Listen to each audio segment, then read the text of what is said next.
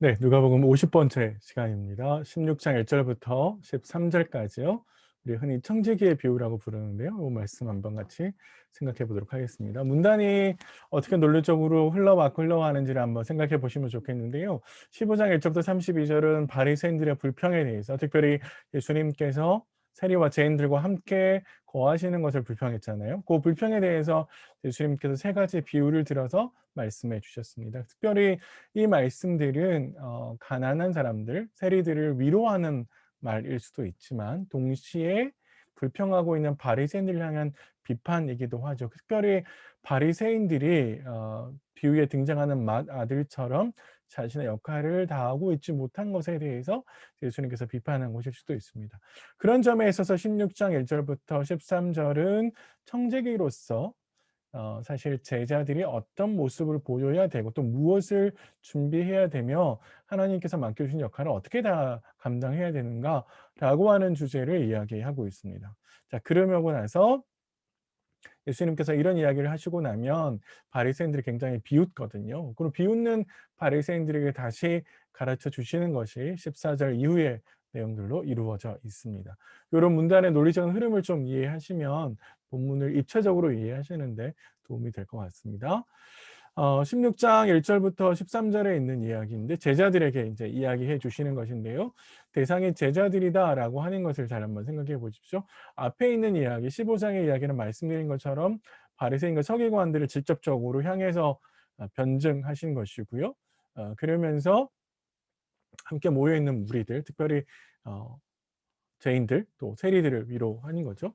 또한 제자들에게도 함께 있는 제자들에게도 경계해야 될 모습인데 청지기의 비유는 반대로 제자들이 추구해야 될 모습이 뭐냐, 제자들은 어떤 것을 열심히 준비해야 되는가라고 하는 점에 있어서 이야기하고 있습니다.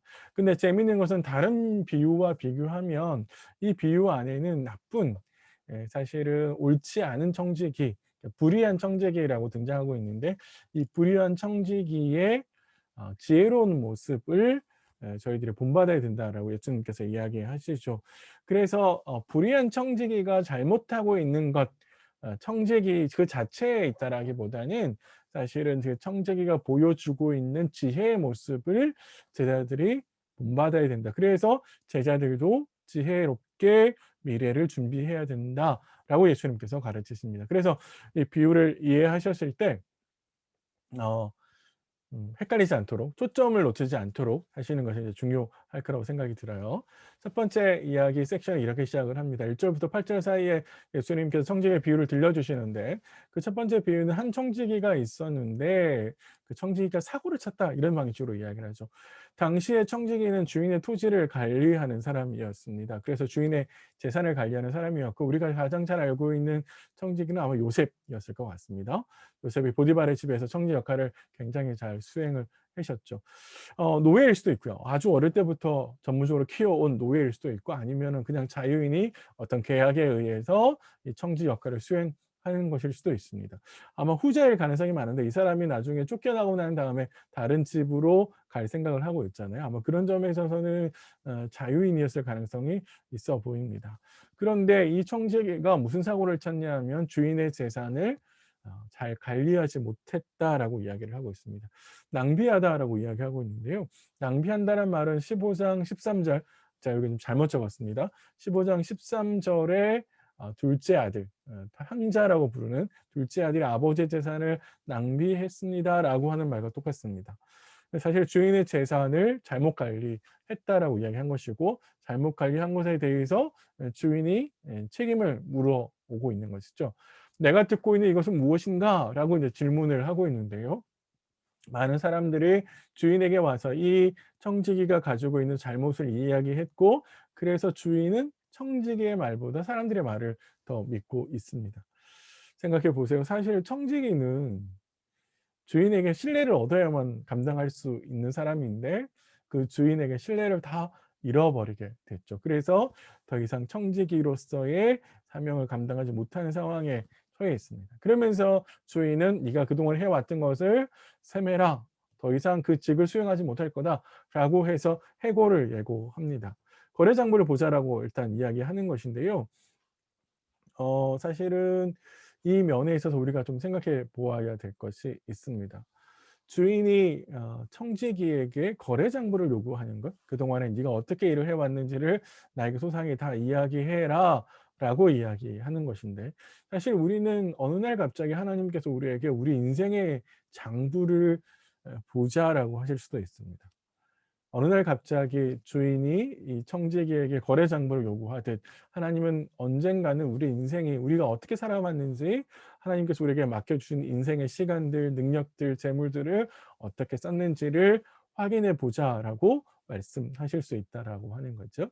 그런 점에 있어서 사실 우리도 우리 인생을 낭비해서는 안 되겠죠.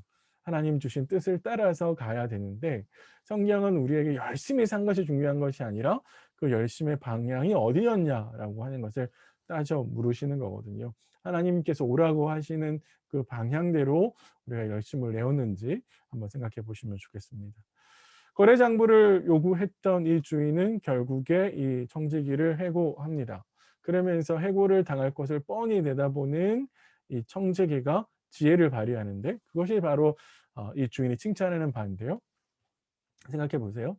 주인이 해고를 했어요. 그러면은 당장 먹고 살 궁리를 해야 되는데, 현실적으로 생각해 보니까 당장 가장 쉽게 하는 거는 막노동이겠죠. 그 땅을 파는 일이에요. 그런데 당시에 땅을 파는 일은 굉장히 어렵고 힘듭니다. 지금은 포크레인 같은 게 있어서 금방 팔 수 있겠지만, 당시에는 모든 것을 다 사람 손으로 해야 돼서 이렇게 쉽지 않았죠. 그리고 청지기로서 교육을 받은 사람이 막노동을 하기에는 아깝죠. 그리고 사실은 빌어먹을 생각을 하고 있지만, 자신의 사회적인 지위와 신분이 있기 때문에 빌어먹는 일도 부끄럽다라고 생각을 합니다. 자, 이 청지기가 여기에서 잘하고 있는 점, 주인의 재산을 부당하게 관리한 것은 분명히 잘못한 일이지만, 그러나 이 청지기가 해고를 예상하면서 자신의 미래를 걱정하고, 그 걱정되는 미래를 해결하기 위해서 굉장히 염려하고 걱정하고 뭔가 해결책을 제시하고 있다라고 하는 것은 굉장히 잘한 일이라고 할 수 있죠. 그래서 특별히 이 사람이 고안해낸 건 뭐냐면, 자신의 빚을 탕감받는 일을 합니다. 어떻게 하냐면, 주인에게 빚진 사람들이 있었는데 그 주인에게 빚진 사람들의 채무 증서를 다시 작성해 주죠. 그래서 주인에게 빚진 것을 갚아주면서, 깎아주면서, 그리고 어떻게 합니까? 바로 자신에게 있는 청지기에게 빚을 지게 만들죠. 어떤 말인지 이해 가시겠습니까? 주인에게 진 빚을 다시 세무증서를 만들어서 100, 뭐 예를 들어서 100마리 나오는데요. 그만큼의 지를 50으로 깎아 주죠. 그리고 나머지 50을 깎아 주는 그 빚을 자신이 청지기에게 지게 하는 것이죠. 정확하게 50을 나중에 다 갚게 하지는 않겠지만, 그만큼 깎아 줬으니까, 호의를 베풀었으니까 이 자신이 해고되고 나면 그 호의를 갚도록 만들어 주는 것이죠. 그러니까 결국 주인에게 졌던 빚을 자신에게 질 수 있도록 만들어 놓으면서, 이 사람은 해고된 이후에 새로운 일자리를 찾고, 그리고 먹고 살 것을 해결할 수 있는 방안을 이렇게 지혜롭게 해결하고 있다라고 볼 수 있는 겁니다. 구체적인 빚의 내용이 나오는데요. 잠깐만 살펴보시죠. 길은 100말 빚진 사람이라고 이야기하는데, 이거는 한 3년 정도 노동자가 아무것도 하지 않고 계속 모아야만 갚을 수 있는 돈이라고 그럽니다. 그래서 아마 꽤 금액이 큰 돈이니까 아마 여기 빚진 사람은 일반적인 노동자는 아닌 것처럼 보여요.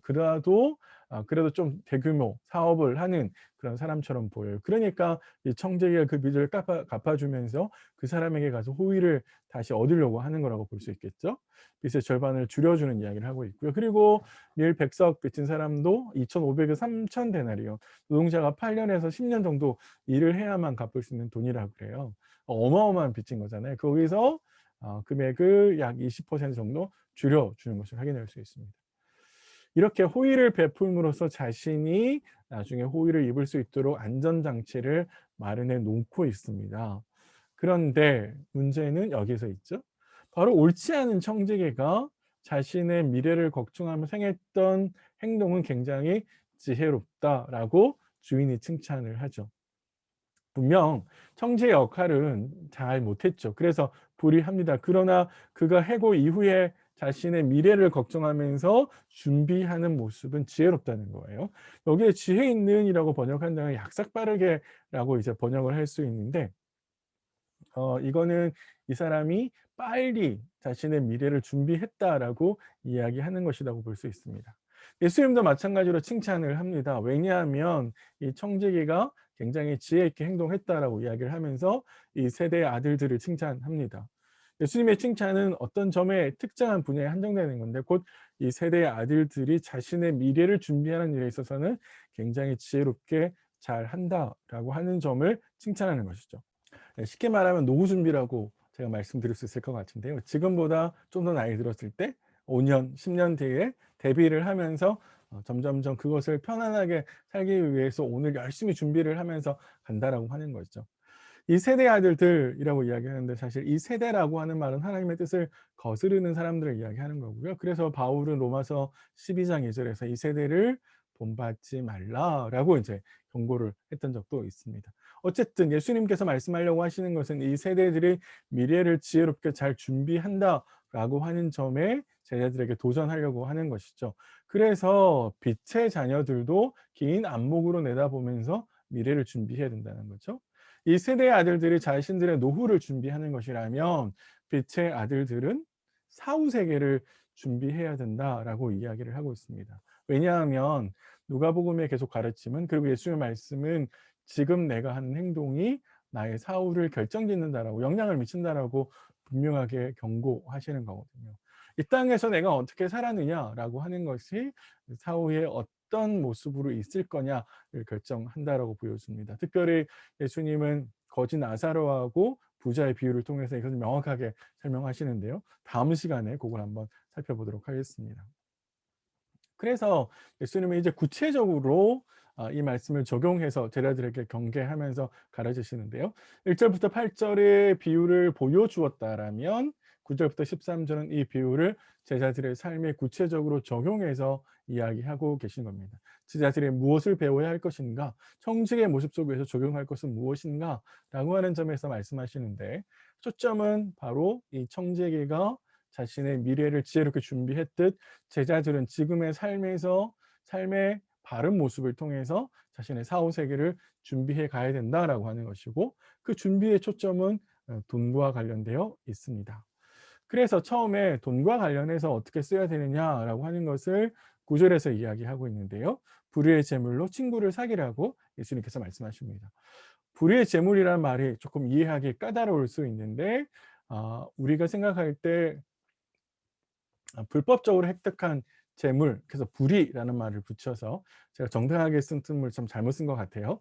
불의하게 획득한 재물을 표현한 것이라고 이해할 수 있지만 사실은 그것을 통해서 나중에 영원한 처소로 들어가게 되는 거니까 아마 여기에 나와 있는 불의한 재물이란 말은 재물이 가지고 있는 나쁜 성격을 표현한 말처럼 보입니다. 재물을 많이 쌓게 되면 결국 그 재물 때문에 하나님의 뜻을 거스르게 되죠. 하나님을 외면하게 되거든요. 그러면 결국에 영원한 삶을 잃어버리게 되죠. 그것이 재물이 가지고 있는 유혹이고 재물이 가지고 있는 능력인데 아마도 그런 면을 불의한 재물이라고 말씀하시는 것처럼 보입니다. 그런데 그렇게 할 수 있는 재물을 어떻게 쓰라고 이야기하냐면 친구를 사귀는 데 쓰라고 이야기하는 것이죠. 이 말은 쉽게 말하면 관대하게 쓴다라고 하는 겁니다. 친구라고 하는 것은 자신이 아니라 타인을 이야기하는 거죠. 그러니까 재물을 자기 자신만을 위해서 자기 중심적으로 자기 필요만을 챙기는 데 쓰는 것이 아니라 다른 사람들의 필요를 챙기면서 잘 써야 된다라고 이해하는 겁니다. 아마 누가복음이 계속해서 앞에서 이야기해 오신 것처럼 우리 앞에서 어리석은 부자 이야기 같이 생각해 보셨잖아요. 어리석은 부자가 자기 자신만을 위해서 재물을 쓰려고 하잖아요. 부자가 재물을 가지는 과정은 문제가 되지 않았지만 그렇게 가지게 된 그 재물을 자기 자신만을 위해서 쓰려고 하거든요.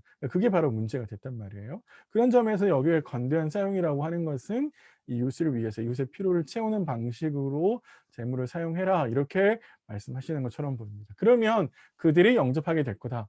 영원한 처소로. 그래서 영원한 처소라고 하는 말은 쉽게 말하면 우리가 하나님 나라로 들어가는 것이고 영원한 생명을 얻게 되는 것인데 근데 여기에 그들이 누구냐라고 하는 것이 조금 어렵습니다. 어떤 사람들은 하나님에게로 인도하는 친구들 그러니까 내가 그렇게 관대하게 베푼 사람들이 나로 하여금 하나님의 말씀을 잘 듣고 하나님이 안내하신 영원한 길로 인도할 거다. 이렇게 보는 사람들이 있고요. 두 번째는 하나님을 대신해서 천사들. 제가 친구들이라고 썼는데 잘못 썼습니다. 천사들. 천사들을 말을 할 거다. 사실 천사들이 하나님의 역할을 대신할 때도 있죠. 세 번째는 하나님 자신일 거다라고 이야기를 하는데 아마 제가 생각할 때는 하나님으로 보는 것이 제일 좋지 않을까라는 생각을 합니다. 왜냐하면 영원한 초소를 들어가고 안 들어가고를 결정하는 분은 하나님이시잖아요. 아마 그런 면에 있어서 하나님을 에둘러서 표현하는 것처럼 보입니다. 어쨌든 핵심은 제자는 재물을 어떻게 써야 되느냐라고 하면 자기 자신만을 위해서 쓰는 것이 아니라 다른 사람들의 필요를 맞추어서 잘 써야 된다라고 이제 예수님께서 이야기하시는 거고요. 두 번째 적용은 돈을 쓰긴 쓰는데 신실하게 잘 써야 된다. 그래야 더 큰 일을 감당할 수 있다라고 이야기해 주고 있습니다. 두 번째 적용은 이제 세계절에서 이야기하고 있는데요. 10절부터 12절에 이야기하고 있는데 점층법을 쓰고 있습니다. 그러니까 아주 작은 것에서 충성하면 큰 것으로도 충성할 수 있다라고 증명을 하는 거죠. 이게 유대인들이 쓰는 증명법인데 작은 일에 뭔가 사실을 증명함으로써 큰 일도 마치 사실인 것처럼 쓸 때 이런 식의 방식을 씁니다. 어떤 사람이 성품이나 그 사람의 됨됨이를 확인하려면 일을 시키면 알 수 있죠. 우리 옛말에 한 가지를 알면 열 가지를 알 수 있다라고 이야기하는 것처럼 그 사람이 성실한지 안 한지는 그 사람이 아주 작고 사소한 일을 어떻게 처리하는지를 보면 알 수 있습니다. 그러니까 그 사람의 인품이나 행동의 됨됨이는 그 사람이 작고 사소한 일을 어떻게 처리하는지를 보면 알 수가 있다라고 하는 것이죠. 자, 두 번째는 그렇게 할 수 있는데 그렇게 작은 일에 충성하는 사람이 큰 일에도 충성하게 될 텐데 그걸 구체적으로 어떻게 보여주냐면 재물에 충성하는 사람. 재물에 충성한다라는 말은 불의한 재물에 충성한다는 말은 재물을 하나님의 뜻대로 잘 감당해내는 사람, 잘 사용한다면이라는 뜻으로 읽을 수 있습니다. 재물을 그렇게 잘 활용할 수 있다면 참된 것, 곧 하나님 나라의 복도 하나님께서 맡겨 주실 거다. 그것도 잘 감당할 거다라고 이야기하는 것이죠. 그러니까 일상에서 재물을 잘 감당하면 하나님께서 더 큰 일을 할 수 있도록 은사를 부어 주실 수도 있고 어떤 더 큰 사명을 주실 수도 있고 더 큰 일을 감당하게 그런 역할을 부여하실 수도 있는 것이죠. 여기 나와 있는 이야기는 그런 이야기처럼 보입니다. 세 번째 이야기는 더 크게 가서 "그래서 남의 것을 충성해야 너의 것을 받을 수 있다."라고 이제 12절에서 이야기할 수 있죠. 남의 것이라고 하는 것은 아마 좀 더 크게 확장해서 재물뿐만 아니라 보다 많은 일들, 하나님이 이 세상에서 맡겨 주신 많은 일들을 이야기하는 것 같고요. 너희의 것이라고 하는 것은 하나님의 선물로서의 유업을 이야기하는 것 같습니다. 12절을 이렇게 읽어내는 이유는 뭐냐면 앞에서부터 계속 물질과 하나님의 복 사이를 계속 비교해 왔거든요. 그래서 여기 나와 있는 것도 남의 것이라고 하는 것은 이 땅에서의 역할들을 이야기하는 것 같고요. 너희의 것은 하나님께서 맡겨주시는 것을 보는 거라고 볼 수 있겠습니다. 결국에 여기 두 번째 적용은 우리가 하는 행동들, 작은 것에 어떤 충성을 하느냐, 곧 돈에 어떤 태도를 보이느냐에 따라서 하나님께서 우리에게 맡기시는 결과가 달라진다라고 하는 것을 우리에게 이야기해 줍니다. 그래서 결과론적으로는 예수님께서 뭐라고 이야기하시냐면 돈이 아니라 하나님이다. 하나님을 선택해야 된다라고 이야기하는 것이죠. 그래서 우리는 결국에 선택해야 되는데 돈을 선택할 것인가, 돈을 추구할 것인가, 아니면 하나님을 선택하고 하나님의 말씀에 따를 것인가, 누구든지 다 선택해야 된다라고 이야기하시죠. 예수님께서 지금까지 제자들에게 그리고 많은 무리들에게 말씀하신 것이 바로 이 선택에 관해서 말씀을 하신 거거든요. 둘 중에 어떤 걸 선택해야 된다고 이야기하십니다. 둘 다 섬길 수는 없다라고 말씀하시죠. 그래서 우리가 누구에게 우선권을 줄지를 선택하셔야 된다, 선택해야 된다라고 예수님께서 이야기합니다. 그래서 하나님을 사랑하면 자연스럽게 돈을 거슬러서 돈의 뜻을 쫓아가지 않아서 돈을 외면해서 돈의 종이 되지 않을 수 있죠. 반대로 우리가 돈을 쫓아가면 하나님의 뜻을 외면하게 되는 겁니다. 그래서 낭패를 보게 되는 것이죠. 그래서 결국에 돈은요, 리트머스 시험지하고 똑같아요. 우리가 돈을 얼만큼 하나님 뜻에 따라서 잘 쓰느냐를 보면 그 사람이 얼마나 하나님께 충성되고 하나님 말씀에 순종하는 사람인지 또 할 수 있는 사람인지를 드러낼 수 있습니다. 그래서 얼마나 하나님의 일을 잘 맡을 수 있는 자를 가늠해 볼 수 있는 시험지와 같다라고 예수님께서 이야기하십니다. 청지기는 지혜롭게 미래를 준비하는 사람이었는데, 그렇게 미래를 잘 준비해야 되는 사람인데, 그런 면에 있어서 특별히 돈과 관련해서 이웃을 위해서 잘 활용해야 하나님께서 더 큰 역할을 맡겨주신다라고 하는 것이 오늘 본문의 이야기입니다. 한번 생각해 보십시오. 내가 하나님을 사랑하고 있는지, 이웃을 사랑하고 있는지, 또 돈을 사랑하는 건지, 어떻게 알 수 있느냐라고 하면, 내가 한 달에 쓰는 재정을 한번 점검해 보십시오. 내가 나와 내 가족을 위해서 쓰는 금액이 얼마인지, 헌금을 비롯해서 다른 사람들의 유익을 위해서 쓰는 돈이 얼마인지, 이 차이의 비율이 있을 거잖아요. 그 비율이 해가 갈수록 점점점 커지는지 작아지는 건지, 내가 나를 위해 쓰는 돈은 점점 많아지는데 내 가족의 안위를 위해서 혹은 미래를 준비한 돈은 많아지는데 헌금하는 액수나 다른 사람들을 돕는 액수가 더 작아지고 너무 없어 있다면, 사실 그거는 문제가 될 수 있습니다. 네, 그런 점에 있어서 하나님께서 우리에게 맡겨주신 재물은 하나님의 뜻대로 쓸 수 있어야죠. 네, 그렇게 하는 것이 하나님의 청지기로서 우리의 사명과 역할입니다. 우리 인생에 하나님께서 주신 사명과 역할을 잘 감당하고 있는지 생각해 보는 하루 되셨으면 좋겠고요. 그리고 청지기로서의 역할, 내가 뭘 더 열심을 내야 될지 한번 생각해 보시는 그런 하루 되셨으면 좋겠습니다.